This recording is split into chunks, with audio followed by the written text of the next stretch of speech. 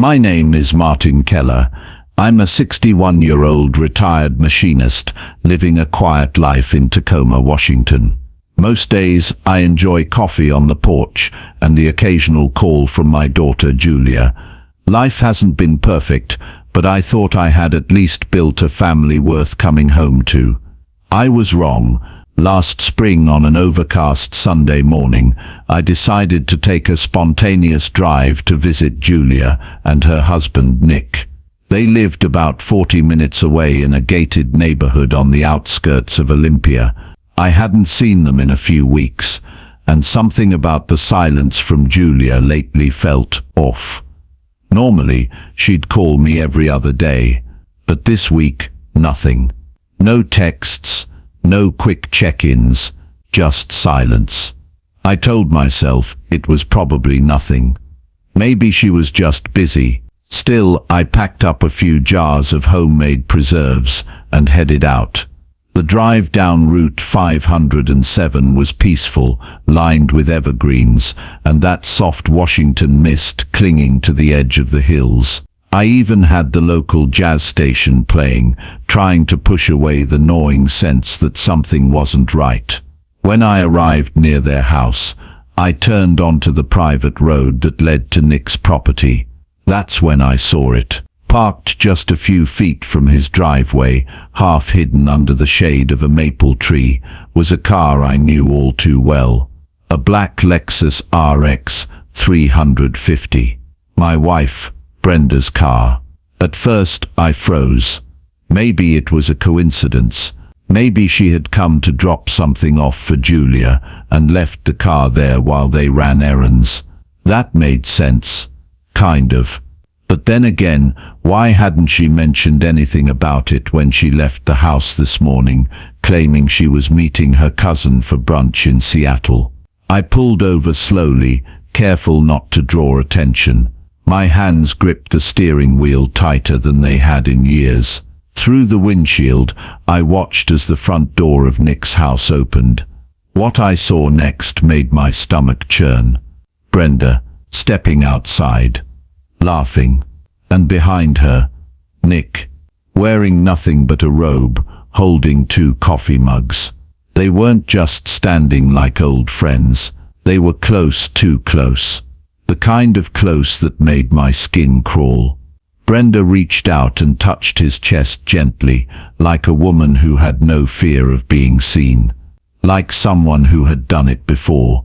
I ducked lower in my seat, blood rushing to my ears, heart thundering in my chest.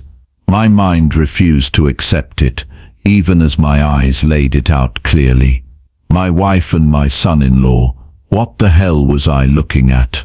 I could have burst out of the car right then, stormed across the driveway, demanded answers, but instead I sat there, paralyzed, watching, processing, trying to make sense of the betrayal unfolding in front of me. It felt like a bad dream, like someone had hit me with a hammer and left me on the side of the road. I waited for them to go back inside, and once they did, I drove away slow, careful, not wanting to be seen. My mind was racing with 1,000 questions, and none of them had answers. What was this? A one-time mistake? Something more? How long had this been going on? But the worst part, this wasn't just a betrayal from a spouse. This was my own daughter's husband, and something inside me snapped. I didn't know how or when, but one thing was already clear in my heart. I wasn't going to let this go.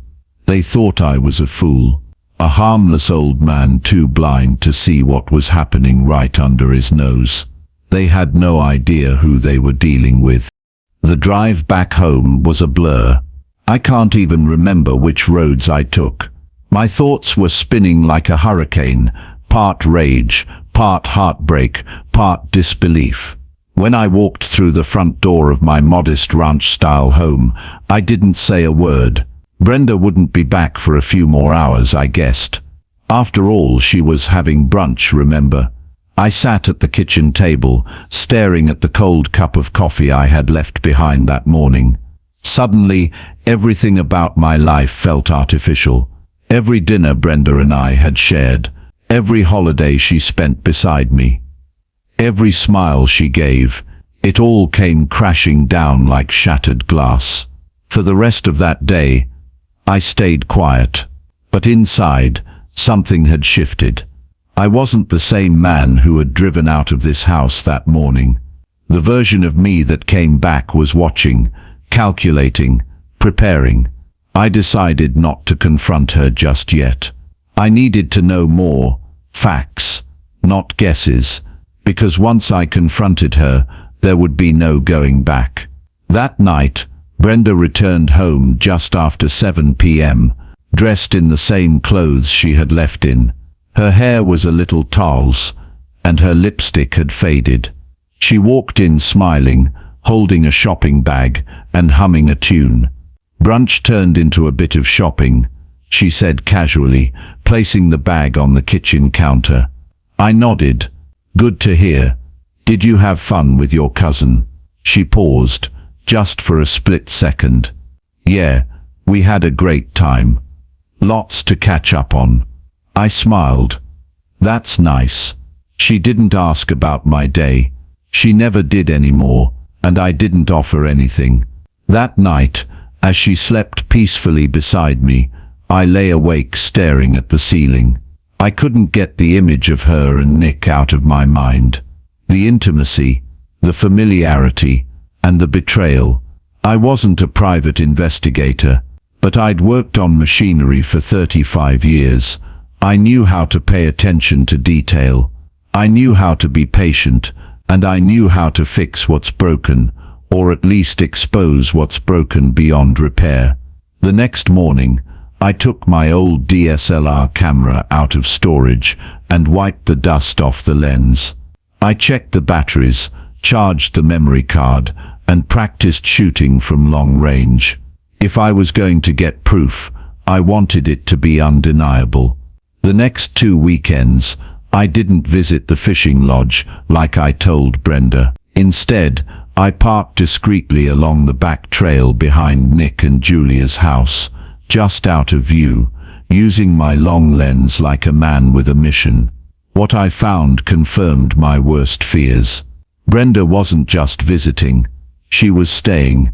She'd show up Friday afternoons, and sometimes she wouldn't leave until Sunday morning. Sometimes Nick would greet her at the door shirtless. Other times, they'd be in the backyard drinking wine, sitting too close, laughing like teenagers. I captured everything. Date stamped, high resolution, zoomed in. It tore me apart to take those photos, but I needed them, not to hurt her, but to protect myself. And Julia. The betrayal was double-edged. Brenda had disrespected our vows. But Nick, that man had stabbed his own wife in the back. And I knew in my heart, Julia had no idea. I couldn't sleep. I couldn't eat. But I also couldn't stop, because now, revenge wasn't just about getting even. It was about setting things right. A few days passed before I made my decision. The evidence I had wasn't just damning, it was explosive. I kept the photos tucked in a manila folder, buried beneath old tax documents in the hallway filing cabinet. But even with all that proof, I hesitated. Julia had been nothing but kind to Brenda and me over the years. Sweet, soft-spoken, and incredibly loyal. She hosted every Thanksgiving, every birthday, every barbecue with a smile. And yet, behind her back, her husband and my wife were weaving a tangled web of betrayal. I knew I had to tell her. Not for vengeance, but for truth. She deserved that much. One Wednesday afternoon, I stopped by the cafe Julia co-owned in town.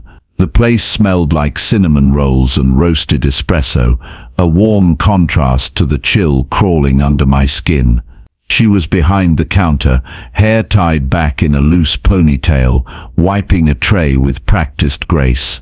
"Hey Julia," I said, trying to sound casual. She looked up and smiled. "Oh hey Matthew, what brings you here? Brenda with you?"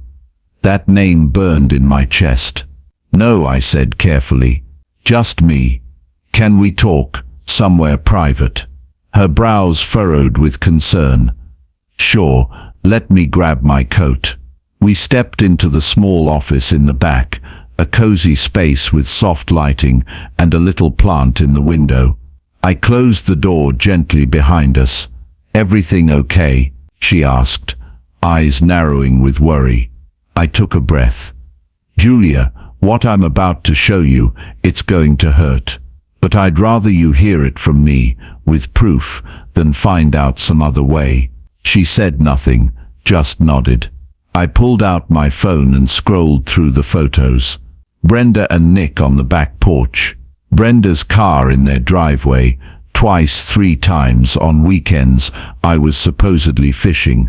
Then the worst one, Nick kissing Brenda in the kitchen through the window, her hand on his chest. I turned the phone toward her and held my breath. She stared for a long time. Not a sound. Her face went pale, her lips parted slightly, but no words came. Finally, her fingers reached out, trembling, and swiped to the next image. Then the next. No, she whispered. I didn't speak. I let the silence say what words couldn't. When she looked up, her eyes were glassy, but sharp. How long? At least a few months, I replied. I'm sorry, Julia. I didn't want to believe it either. She stood up abruptly and paced the small room, one hand covering her mouth. I knew something was off, she muttered. Nick's been distant, secretive, and Brenda, God, she always made herself out to be such a friend to me. I stood too. I didn't tell you to break your heart. I told you because you deserve better. You deserve to know. She turned to me, her eyes hardening. Do you have copies of everything? I nodded. Yes, all backed up. Then keep them, she said, her voice flat. I'm going to need them. She didn't cry. She didn't scream. But in her silence, I saw something forming. Not grief, resolve. Something had been set in motion, and it wouldn't stop here. Not by a long shot. Over the following days, Julia and I barely spoke, but something between us had shifted. An unspoken alliance had formed from our shared betrayal. I could feel it in the way she nodded at me across the parking lot of the cafe, or the short text she sent. Thanks again. I'll be in touch soon. I spent most of that week pretending everything was normal. Brenda continued to come home late from work, always with some excuse. Her smile was hollow now. I couldn't tell if it was guilt or if she thought she'd won. She had no idea the storm was coming. One evening, while Brenda was out with friends, Julia called. "Can you meet me?" she asked. "There's something I want to show you." We met at her cafe again, but this time she wasn't alone. A man in his mid-40s, sharp suit, briefcase in hand, stood beside her. "Matthew, this is Greg Langston, private investigator." My brow raised. "You hired a PI?" Julia nodded, her eyes focused. "The moment you showed me those pictures, I needed more than images. I needed leverage." Greg spoke up. "We've been tailing Nick and Brenda for the past week. We've got phone logs, GPS data, and audio. Your wife has been spending nights at a hotel with him. They've also been siphoning money from your joint account into a separate one." My stomach turned. So they're not just cheating, they're planning something. Julia crossed her arms. "Divorce, probably. Or worse. Brenda may try to take what you've built. Nick's business has been in shambles for months. I suspect they're counting on your finances to bail them out." I sat down heavily in the chair. "Unbelievable." "No," Julia said, her voice steely. "Exactly what people like them do. But we're going to stop them, on our terms." Greg handed me a flash drive. "Everything you need is here. And Matthew, you'll want to call a good attorney. Quietly. That night, I didn't sleep. I lay awake in the dim light of our bedroom, Brenda beside me snoring softly, completely unaware. I stared at the ceiling, piecing together the betrayal, the plan, the way they smiled to my face while scheming behind it. But I wasn't broken anymore. I was preparing, and when I moved, it wouldn't be with anger, it would be with precision. The next morning, I met with a lawyer Julia recommended, a brilliant, calm woman named Dana Wyatt. I laid out the situation, the photos, the financial evidence. She listened carefully, nodding occasionally. "When you're ready," she said finally, "we'll hit them hard. But you'll need to be patient. Timing is everything." Patience wasn't easy, but I was learning. Every smile Brenda faked, every time she kissed my cheek and told me she loved me, it only fueled the fire inside. And I wasn't alone anymore. Julia and I had been wronged by the same people. Now we would make sure they never saw it coming. The following week unfolded like a chess game. I played my role, smiling at Brenda over dinner, listening to her chatter about work and how exhausted she was. Meanwhile, I was reviewing financial statements, cross-checking account transfers, and coordinating quietly with Dana and Greg behind the scenes. What hurt the most wasn't just the affair, it was how deliberate it all felt. Brenda wasn't acting on impulse. She was calculated, cold. Every "I love you" had been part of the lie. Every shared laugh now echoed like a hollow drum in my mind. I couldn't help but think of our early days together. Back when we were just two kids fresh out of college, scraping by in a tiny apartment with dreams bigger than our fridge. I used to believe she was my partner in everything. But now, looking at her across the table, I saw a stranger wrapped in a familiar face.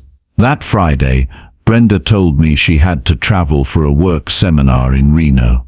She packed light, threw on her favorite grey coat, and gave me a kiss on the cheek before disappearing through the front door. I watched her drive away, and then I called Julia. "She's on the move." Julia's voice was tight but composed. "Nick left an hour ago. Greg's team is already tracking them." It was time to make my next move. I drove down to the local bank, met with the branch manager, and froze all activity on our joint accounts. I had already moved my personal savings into a separate secure account under a new LLC. Quietly, legally, and without raising red flags. The only money left in the joint accounts now was a decoy, a few $100s. Enough to make Brenda think everything was normal when she checked the balance. I felt strangely calm, like the eye of a hurricane. Everything around me was swirling chaos, but I had clarity, purpose, and a plan. That night I sat in the empty house, scrolling through photos on my phone. Old family vacations, Brenda laughing on the beach, the first time we adopted a dog together, our anniversary dinner 3 years ago. It all felt like a movie I once loved, before learning the ending was a lie. At around 11 p.m., my phone buzzed. A message from Greg. Hotel check-in confirmed. Brenda and Nick, together. Room 312. I didn't reply, just stared at the screen, letting it burn into my memory. The betrayal wasn't shocking anymore. It was just confirmation. A final stamp on a marriage that had long since died. I powered off my phone, leaned back in the chair, and stared into the dark. Tomorrow I'd take the first step toward freedom. But I wouldn't just walk away. I'd make sure she watched the whole empire she tried to steal go up in flames. Saturday morning dawned clear and cold, one of those crisp winter days that felt like a clean slate. I brewed a cup of strong black coffee and stood by the window watching the frost glisten on the lawn. Brenda wouldn't be back until Sunday night, which meant I had the house and the next 36 hours to finish everything. I began by boxing up every document that mattered: deeds, investment contracts, legal paperwork, anything with both our names on it. I separated into two piles, one for the lawyer, one for evidence. I wasn't just building a defense, I was preparing for battle. Then came the digital side. I logged into our shared accounts, not just banking but social media, email, cloud storage. Brenda hadn't changed a single password. It was all there. Photos, messages, and a few very damning screenshots of her plans with Nick, some sent just hours before she'd left for Reno. One message caught my breath. "Nick, you sure he won't see it coming?" "Brenda, he's a good man, too good to suspect anything." The audacity of that sentence, the coldness in it, ignited something deep inside me. It wasn't just betrayal, it was mockery.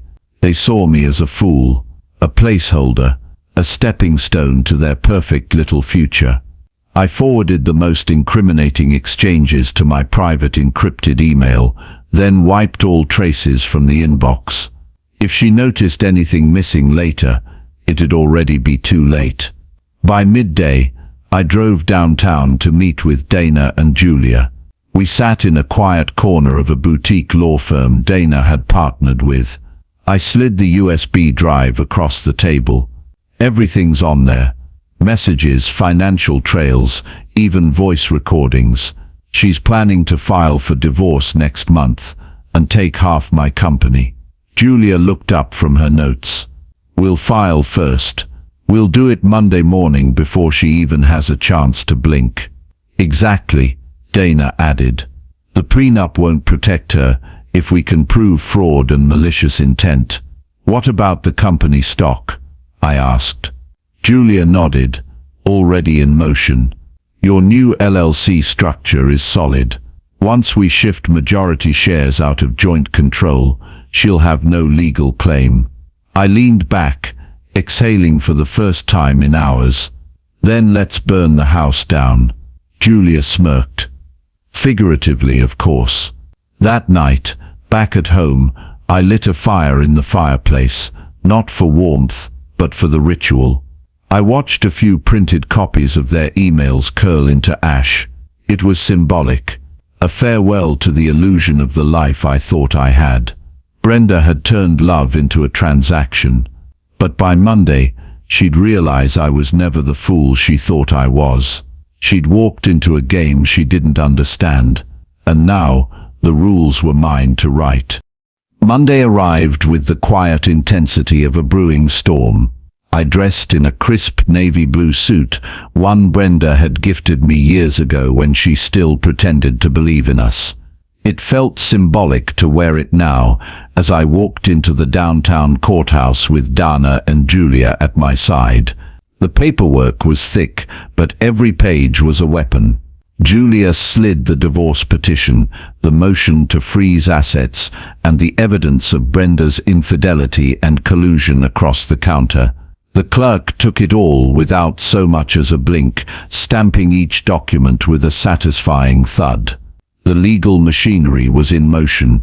Brenda's world just started unraveling, and she had no idea. I returned to the office just long enough to notify HR of a corporate board meeting that afternoon. Then I messaged a select group of shareholders, people who trusted me, knew my work ethic, and had always resented Brenda's sudden interest in executive power once the company started thriving. The meeting was set for 3 p.m., but the real show was yet to begin. Around noon my phone buzzed. It was Brenda. "Brenda, hey babe, landed early. Can't wait to see you tonight." I didn't reply. I didn't need to. She'd find out soon enough. By 3:15 p.m., we were seated around the boardroom table. I stood at the head, Dana to my left, Julia to my right. I gave a brief, calm rundown of the company's current position, then dropped the news. "I'll be stepping down as CEO, but not without ensuring the company remains in the right hands." Gasps filled the room, but I continued. I've restructured the ownership. Effective immediately, Brenda Kessler no longer holds any voting rights within the company. All financial benefits tied to her name have been severed under pre-existing fraud protection clauses. One of the shareholders leaned forward. "You sure she's not going to fight this?" Dana spoke for the first time. "We're more than ready for a fight." I didn't linger. I left the room to silence, letting them digest the shift in power. Later that evening, Brenda burst through the front door, high heels clicking furiously against the hardwood. "What the hell is going on? I just got a call from our bank. Our accounts are frozen." I didn't even flinch. I was seated calmly at the dining table, sipping a glass of bourbon. "Oh, you're back from Reno?" I asked without looking up. Her face twisted. "Don't play smart, Lucas. What did you do?" I stood slowly and walked toward her, calm and measured. "I did what you never expected. I paid attention to everything." She paled. "You went through my messages and your lies, your schemes, your little affair with Nick." I paused, watching her mask crumble. "I filed this morning.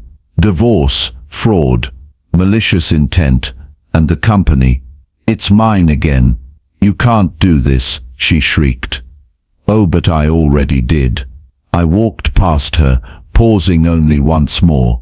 "You treated me like a fool, Brenda. But today, the fool burned down your palace." Brenda didn't take defeat quietly. She did what she always did, turned dramatic. Within 48 hours, she filed a counterclaim, alleging that I had manipulated her into signing documents, that I was emotionally abusive, and that she deserved half of the company she never built. But unlike before, I wasn't alone in this fight. Julia had anticipated this.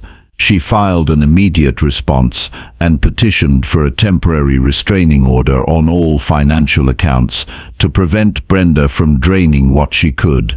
Dana, ever the silent powerhouse, compiled email trails, text messages, and call logs that painted a painfully clear picture of Brenda's betrayal. Our court date was set for the following Friday. The morning of the hearing, I arrived early. The courthouse steps felt heavy, but I moved with purpose. Inside, Brenda sat with a smug smile next to a high-profile lawyer who clearly thought this was just another corporate divorce cash grab. Julia leaned over and whispered, "Let him underestimate us." The judge, a stern woman with salt and pepper hair and sharp glasses, called us to order. The courtroom was quiet. Just the sound of rustling papers and Brenda tapping her expensive heels. Brenda's lawyer went first, painting her as the innocent wife who supported her husband's career and was now being discarded after years of loyalty. He sprinkled in accusations, coercion, hidden assets, emotional neglect. Brenda sniffled on cue. Then it was Julia's turn, and she didn't hold back. She presented time-stamped messages, travel logs, credit card bills from her romantic trip to Reno with Nick, the man who also happened to be the same one. Brenda tried to sneak into a managerial role in my company 3 months prior. Then came the bombshell, screenshots of Brenda's conversation with her sister, plotting how to clean him out once I sold my next round of company shares. The courtroom shifted. Even the judge leaned in. Julia closed strong. "Your Honor, this is not a woman who was misled or abused. This is a calculated opportunist who betrayed her husband's trust and jeopardized a company that supports over 80 employees. We are not seeking vengeance, we are seeking justice." Brenda's face drained of color. The judge paused, then spoke. "Given the overwhelming evidence of deceit, intentional manipulation, and an attempt to exploit the marital relationship for financial gain, the court denies all of the respondents' claims."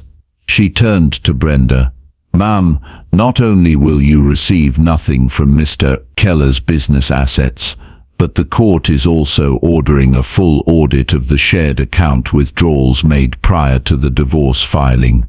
If fraud is found, criminal charges may be recommended. Brenda slumped back in her seat. It was over. Outside the courthouse, the sun felt warmer than it had in weeks. Dana clapped me on the back. You did it. I let out a long breath I didn't know I'd been holding. We did. But deep down, I knew there was still one piece left to handle. One final door I had to close for good. 2 weeks after the trial, things began settling into a quiet rhythm. I returned to the office, and for the first time in years, the air didn't feel heavy.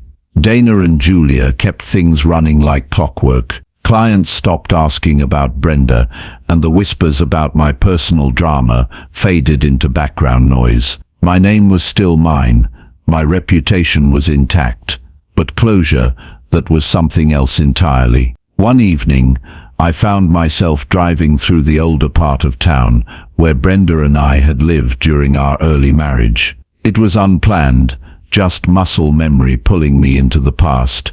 I parked across from a familiar house, her parents' place. I didn't even realize she'd moved back in. The curtains shifted slightly. She'd seen me. Moments later, Brenda stepped out onto the porch in a robe, her hair tied back messily, makeup free, a stark contrast from the carefully curated version she used to present.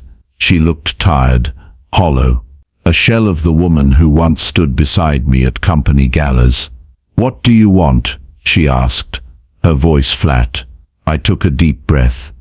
"I don't want anything from you, Brenda. I just needed to see it with my own eyes, that you're no longer a threat to my peace." She crossed her arms.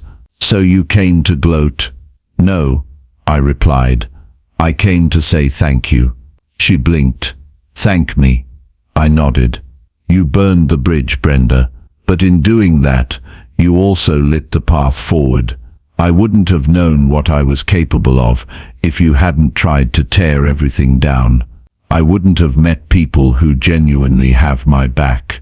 And most importantly, I wouldn't have finally stopped trying to prove my worth to someone who never valued it." Brenda's expression softened, barely. "You always thought I was weak," I continued. "That because I trusted you, I'd be easy to manipulate, but trust isn't weakness. It's a gift, and you lost it." I turned to leave, but paused. "Oh, and one more thing, Nick. He's under federal investigation for securities fraud. That startup he pitched to you, fake in." Months had passed since that bitter winter night when Brenda's lies crumbled in court. The scent of spring now lingered in the air, fresh, light, almost symbolic. Life didn't just go on. It evolved, and so did I. I'd moved out of the apartment Brenda and I once shared, trading it for a modest house just outside of Denver. It had a small garden, creaky porch steps, and silence I hadn't experienced in years. For once, I didn't dread coming home. My mornings became sacred, coffee brewed slow, news playing softly in the background, and no tension waiting around the corner. I started going on long walks, volunteering at a veterans center, reconnecting with old friends I'd pushed away while buried under Brenda's chaos. One afternoon, while organizing files in the office, Dana walked in holding an envelope. "It's from Brenda's attorney," she said carefully, placing it on my desk. I opened it slowly. Inside was a formal notice. Brenda was dropping her appeal. No more legal battles. No more drama. Attached was a handwritten note in shaky cursive. "I'm tired of fighting. I hope you find peace. Brenda." I stared at it for a moment, then quietly folded it and slid it into a drawer. The drawer I rarely opened. The one where I kept reminders of lessons learned the hard way. By summer, the company was thriving again. I had promoted Julia to lead one of our new divisions, and Dana officially became my right hand. The atmosphere had changed. More laughter, less tension, more respect. One evening, we gathered at a local bar to celebrate the closing of a major deal. I looked around at the people who stuck by me, who saw my worth without a title or a status symbol attached to it. We raised our glasses. To fresh starts, I said. That night, as I drove home with the windows down and the wind playing with my collar, I finally understood something simple but profound. Revenge didn't have to look like destruction. Sometimes, the most satisfying revenge is healing, living, thriving, and doing it without bitterness. Brenda had tried to dismantle everything I built, but in doing so, she'd made me confront my deepest fears and rise from them. And that was the sweetest justice of all.